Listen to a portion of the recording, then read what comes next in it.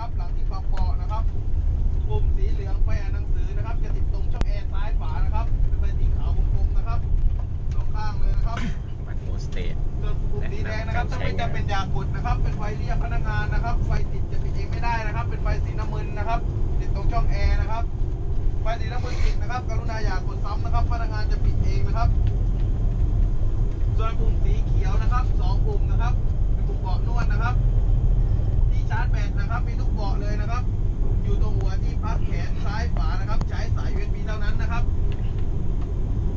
Wi-Fi มีนะครับ Wi-Fi บนรถนะครับ Wi-Fi รหัส Wi-Fi นะครับเลขบัตรประชาชน13หลักเลยนะครับเลขบัตรประชาชนของท่านเลยนะครับรหัส Wi-Fi นะครับก่อนจะเล่น Wi-Fi นะครับกรุณาไปดูวิดีโอก่อนนะครับถ้าอย่างนั้นเล่นไม่ได้นะครับส่วนห้องน้ำอยู่ด้านหลังตัวรถเลยนะครับห้องน้ำนะครับก็มีทีวี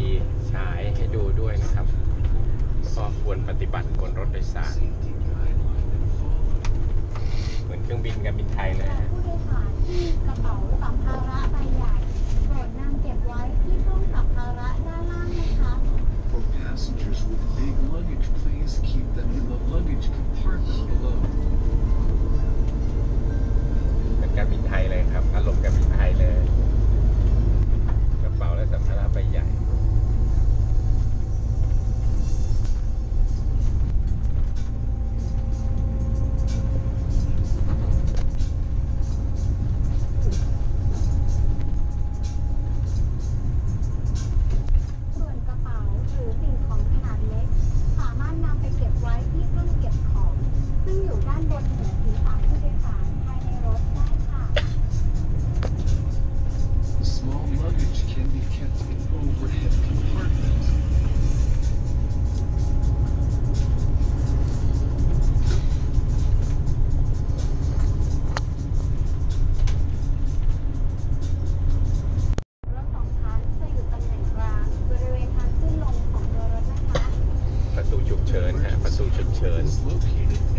ด้านหลังรถนะฮะบอกเหมือนกับเครื่องบินเลยครับประตูฉุกเฉินจะอยู่2ทางซ้ายและขวาสำหรับทางออกฉุกเฉินก็คือทางออกทางกระจกหน้าต่างนิรภัยโปรดสังเกตสติ๊กเกอร์ที่เขียนว่าทางออกฉุกเฉินซึ่งติดอยู่ที่ข้างกระจกตำแหน่งด้านหน้าซ้ายและขวาของตัวรถค่ะโดยใช้อุปกรณ์ค้อนที่ติดบีบบริเวณของข้างของตัวรถทั้ง2ด้านโดยกรีดลงบนแผ่นกระจกและทุบกระจกให้แตกออกไปค่ะ An emergency exit can be through safety windows. Please notice the label emergency exit which is attached in the front left right mirror of the bus. Use hammer device attached to the mirror. Slip and hit to break the mirror.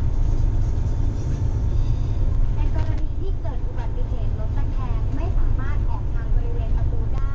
ให้ใช้ทางออกบริเวณหลังคารถโดยสารโดยดันออกไป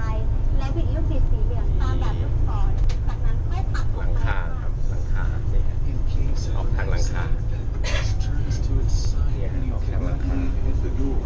Use the exit at the roof by pushing and turning the yellow knob in the arrow direction and push. ประตูเข้าออกรถโดยสารจะมีสลักนิรภัยที่คอยเปิดประตูรถฉุกเฉินได้ทั้งด้านนอกและด้านในโดยการดึงสลักปล่อยลมออกและจะสามารถเปิดประตูรถได้ทั้งด้านนอกและด้านในค่ะ The door has safety bone to be opened in an emergency case both from inside and outside by pulling the bolt to release air. ตอนนี้ประตูไม่เปิดส่วนตำแหน่งของเครื่องดับเพลิงจะมีอยู่ที่ถุงด้านหน้าและด้านหลังของรถโดยสารอย่างละ1ชุดส่วนทั้งสองชั้นจะอยู่บริเวณข้างบันไดทางขึ้นลงรถโดยสารค่ะ